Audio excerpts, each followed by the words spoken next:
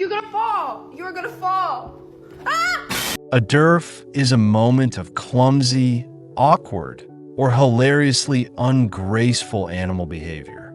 Pretty much any animal, cats, dogs, goats, and beyond, does this, where in any situation, an animal's dignity briefly disappears.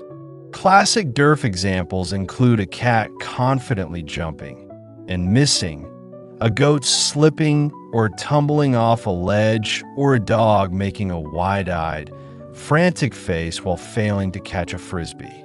It's not injury or distress, just pure, momentary awkwardness.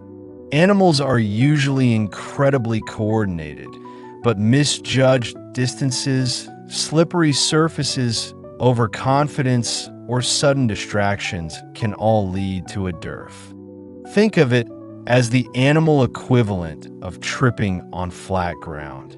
Derfs are funny because they break the illusion of animal perfection, show personality and spontaneity, and feel relatable. We've all had derf moments. They're essentially a full-body version of saying, "Oops."